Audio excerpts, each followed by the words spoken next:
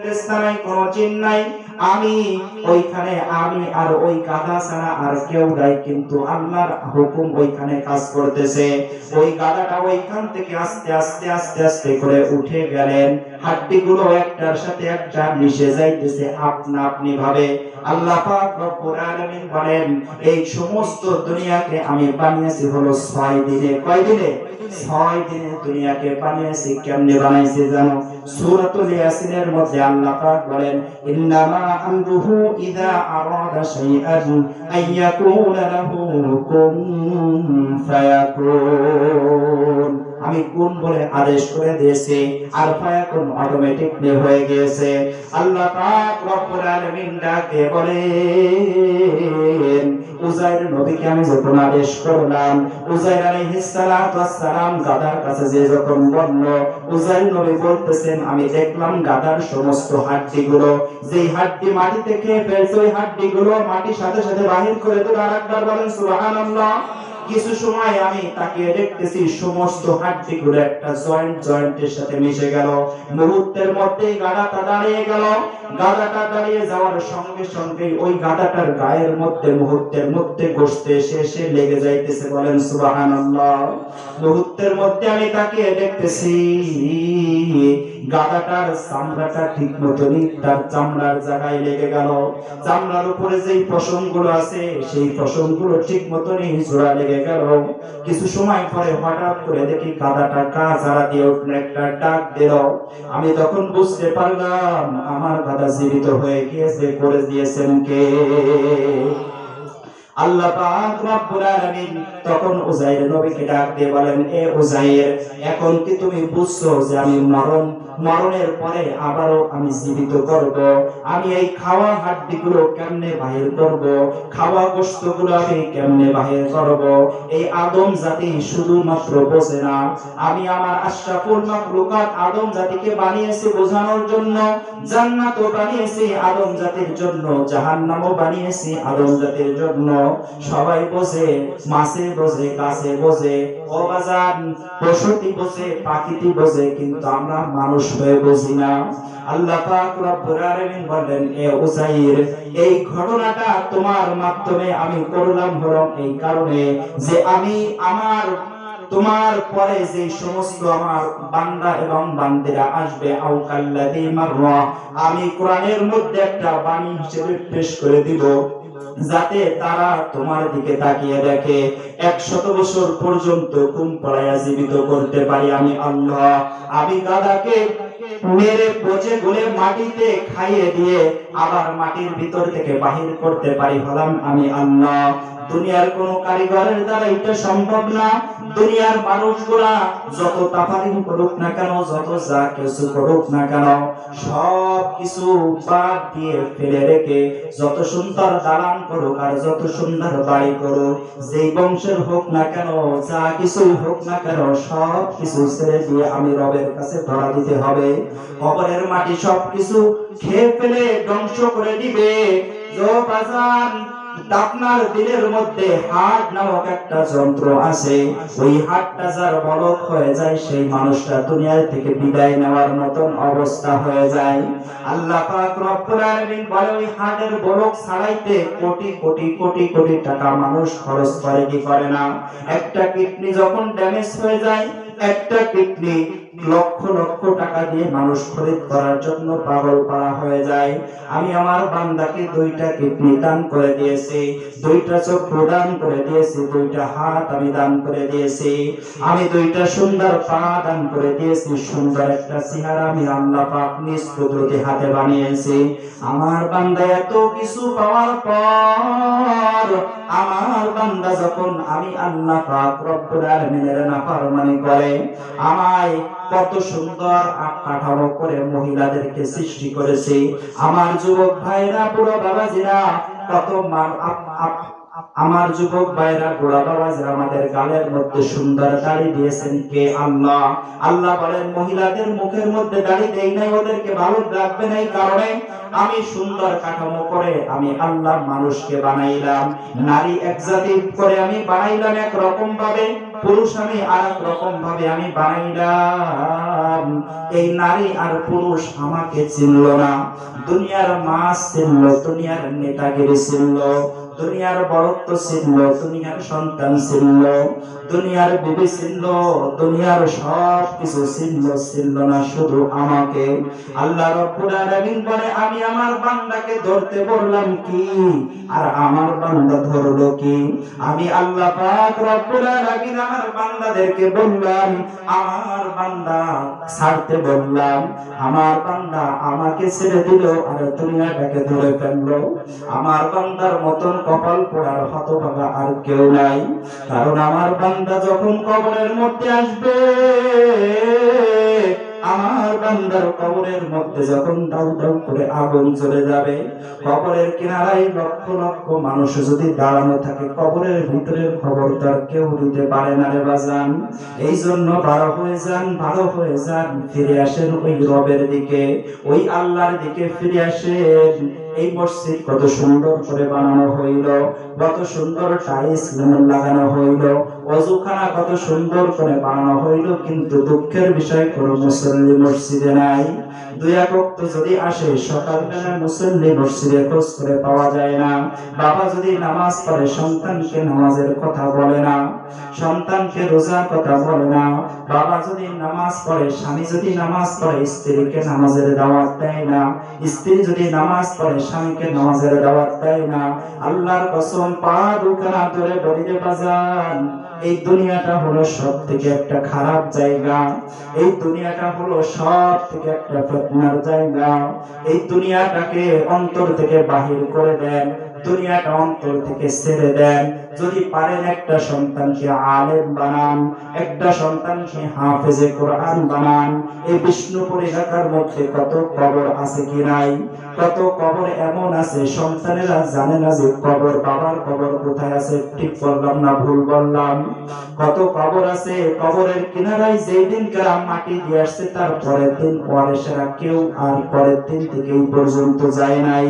আপনারাও যখন মরে যাবেন, কার জন্য কি করে যাবেন, কোন বিবির জন্য কি করবেন, কোন সন্তানের জন্য কি করবেন, নিজের জন্য ভাবেন, নিজের জন্য ভাবেন। কত মানুষ এখানে তো আছে নামাজ পড়েন 40 বছর, কিন্তু আপনার সূরাতুল ফাতিহাটা এখনো সহি হইল না। নামাজের মধ্যে যে তাশাহুদ পড়তে হয় এটা আপনি জানেন না। নামাজের মধ্যে যে দোয়া কুনুত পড়তে হয় সেটাও আপনি জানেন না। জীবনভর কত জানাজার নামাজ আপনি পড়ছেন, কিন্তু কত জানাজার ইমাম, কত জানাজার তাকবীরে ওলা আপনি দিয়েছেন। তাকবীর দেওয়ার পরে কত মানুষের জানাজা তো আপনি আদায় করলেন, কোনদিন জানাজার দোয়াটা আপনি পড়তে পারলেন না। জানাজায় সবাই তাকবীর দিয়েছে, আপনিও তাকবীর দিয়ে বোবা হিসেবে দাঁড়িয়ে আছেন।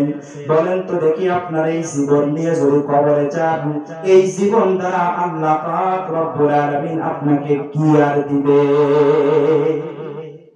কি দিবে বলেন?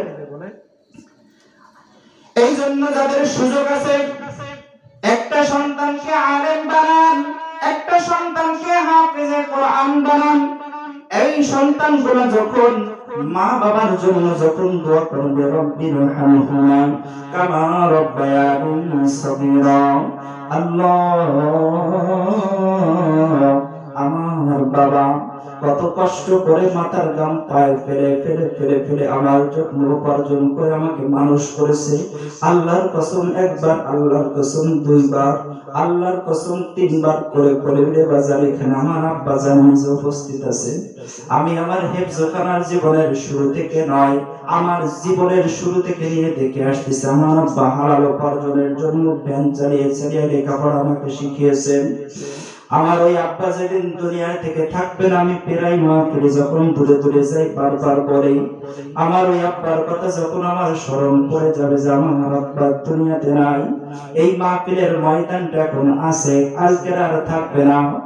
আবার যখন একটা সময় মাহফিলের ময়দান থাকবে, আমি বক্তা থাকবো, হয়তো আমার বাপ থাকবে না, আমার মা থাকবে না। ও বাজান, কে কানবে আপনার জন্য? কে কানবে? একটা সন্তানকে আলেম বানান, একটা সন্তানকে হাফেজে কোরআন বানান। আপনার সন্তানগুলোকে এমন আপনারা বানিয়ে ছেড়ে দিয়েছেন যে সন্তানেরা বিড়ি খায়, যে সন্তানেরা মদের হাড্ডায় বসে জুয়া খেলে, তাস খেলে, মদ খায়, যে সন্তানেরা হারাম অশ্লীল কাজকর্মগুলা করে, এমন সন্তানের পিতামাতা হইয়া কবরে যাইয়েন না রে বাপ। ওই কবরটা বড় খারাপ, কবরটা বড় ভয়ঙ্কর। ওই কবরের মধ্যে যখন কোন মানুষ যখন ঢুকে যাবে, সন্তান কবরের কিনারায় তারা বাপকে 3 মুষ্টি মাটি দিবে, কিন্তু কি দোয়া করে যে মাটি দিবে সন্তানেরাও জানে না। ও বাজান, আমি যেই মাদ্রাসার দায়িত্বে আছি ওই মাদ্রাসার পাশে প্রায় 2 বিঘা একটা কবরস্থান আছে। প্রায় সময় ওইখানে দাপন করা হয়, কবরের জায়গা আমার দেখিয়ে দিতে হয়।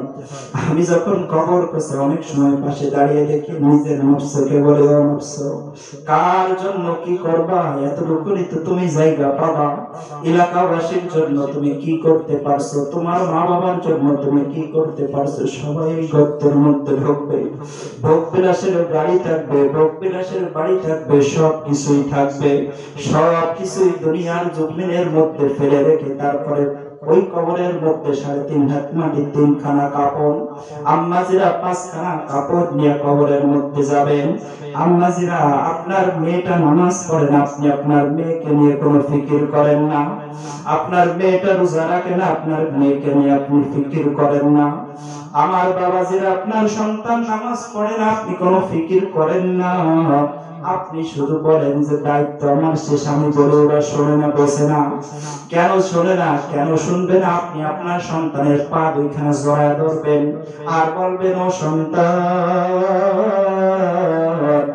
আমি তোমাকে কত কষ্ট করে আদর্শ হাত দিয়ে আমি বড় করে দিয়েছি। ছোট্টবেলায় যখন তুমি কিছু চিন্তা না, কিছু বুঝতা না, আমি বাবার কাছে শত প্রশ্ন করেছি, আমি তোমার প্রশ্নের জবাব দিয়েছি। এখন তুমি 2টা টাকার মালিক হয়েছো, এখন তুমি জাহান্নামের পথের দিকে তুমি চলে যাইতেছো। যাইও না। এই বুড়ো বয়সে কোন বাবা যদি জেলখানার মধ্যে যায়, কোন সন্তান কি চাইবে তার বাবাকে জেলখানায় দিতে চাইবে? বলেন, কোন সন্তানের বাবাকে কোন সন্তান কিন্তু চায় না তার বাবাকে জেলখানার মধ্যে পাঠাইতে।